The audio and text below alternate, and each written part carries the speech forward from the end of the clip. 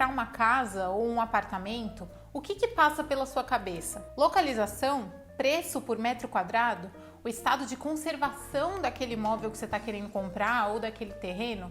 Se a ideia é investir, né, comprar para investir, a atratividade daquele espaço para os seus eventuais futuros moradores, sejam inquilinos ou seja para vender, para fundos imobiliários a lógica é mais ou menos essa mesma, né? Se você viu a nossa escola de investidores que apresenta esses investimentos, como eles funcionam e como investir, você já sabe disso. Se você não viu, clica aqui em cima para assistir que você vai entender do que eu estou falando. Só que além de pensar nos imóveis ou nos papéis que compõem esses fundos imobiliários, você como investidor ou investidora também deveria avaliar como que esse FII vai se comportar dentro da sua carteira, da carteira que você já tem de investimentos. Pensa comigo, se você fosse comprar 2 imóveis, um para passar a semana e o outro para passar o fim de semana e as férias, você ia escolher 2 apartamentos exatamente iguais no mesmo prédio? Ou você ia escolher 2 coisas diferentes? Provavelmente a segunda opção, né? E quando você planeja a compra do apartamento que você vai morar, você coloca todo o seu dinheiro nesse apartamento ou você também deixa um dinheiro para suas contas do mês, né? Uma parte como reserva de emergência, uma parte para pagar a escola dos seus filhos, se você tiver filhos, e até mobiliar o espaço. Para investir, também funciona mais ou menos assim. Você precisa pensar em diversificação, em onde está o resto do seu dinheiro, considerando que você já tem investimentos e as suas necessidades e planos para o futuro. Então, o primeiro ponto a se considerar é como esse fundo imobiliário combina com a carteira que eu já tenho de investimentos. Dentro de uma carteira de investimentos, você não vai pensar em casa de cidade e em casa de praia, claro, né? Como eu dei o exemplo aqui do lugar para morar. Mas sim se as fontes de receitas daqueles investimentos estão diversificadas entre si.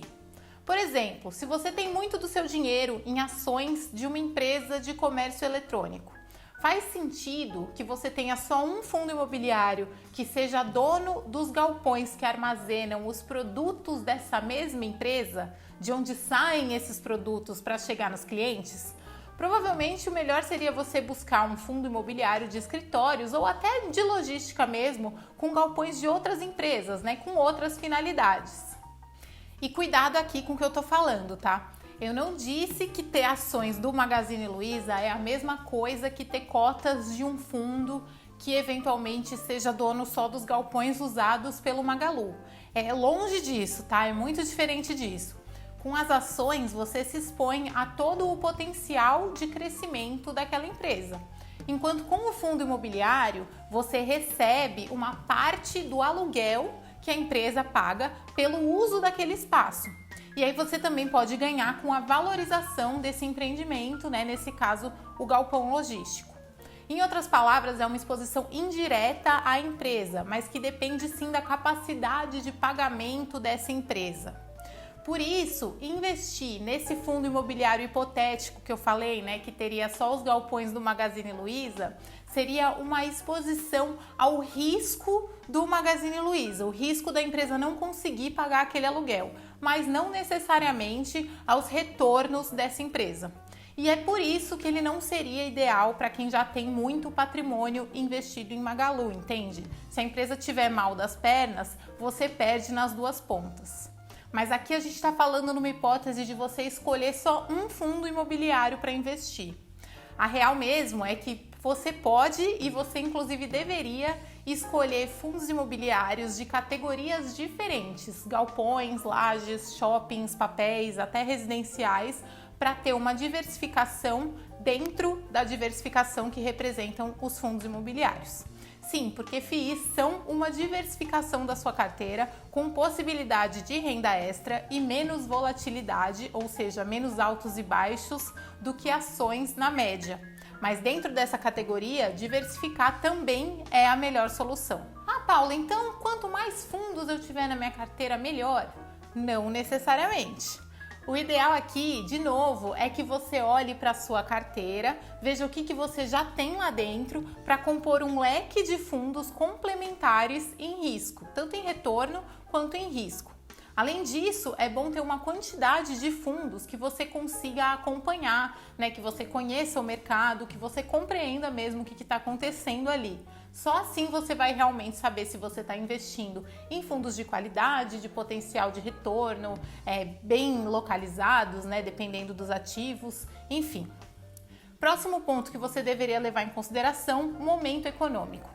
Durante a fase mais aguda da pandemia de Covid-19, por exemplo, fazia mais sentido ter uma grande exposição em fundos de logística do que em fundos de shoppings ou de escritórios, por exemplo. É uma coisa daquele momento, né? Já que muitas lojas e muitas empresas estavam com grande dificuldade de pagar os seus aluguéis, né? Muitas lojas, eu digo lojas físicas principalmente. Alguns fundos imobiliários, inclusive, ficaram sem pagar proventos em março e abril de 2020 por conta disso. Por outro lado, o choque daquele momento fez muitas cotas de fundos imobiliários despencarem, né? Caírem muito, perderem muito valor, ficando abaixo do valor patrimonial, que é o quanto valem os imóveis do fundo, caso eles sejam vendidos hoje, ou até do custo de reposição, que seria o preço para comprar o terreno e construir os imóveis de novo com a mesma qualidade, caso isso fosse possível. É uma coisa mais teórica. A gente fez um vídeo bem detalhado sobre como saber se os fundos imobiliários estão com preço bom, se as cotas dos fundos imobiliários estão sendo negociadas a um valor bom para investir, e a gente também vai linkar aqui. E se você quer investir por causa dos aluguéis ou dos proventos pagos pelos fundos imobiliários, né? O que você deve avaliar nesses aluguéis, nesses proventos, é se eles estão valendo a pena em relação a outros investimentos mais seguros que te pagam juros, né? Investimentos com menos risco. Aqui muita gente costuma usar a Selic, mas na verdade o melhor comparativo são os títulos que usam o IPCA ou a inflação como indexação. Pera, calma, eu sei que pode estar confuso, mas eu vou explicar. Você pode comparar, por exemplo, com o Tesouro IPCA+, que é aquele título que paga a inflação medida pelo IPCA, mais uma taxa de juro que você já conhece no momento que você compra esse título. Então você vê o dividend yield daquele fundo, né, quanto por cento ele paga em dividendos em relação ao preço da cota e o quanto você ganharia acima da inflação em outros investimentos. E por que isso? Os aluguéis pagos para estar em um imóvel, né, para usar um espaço imobiliário, eles também sobem de acordo com a inflação.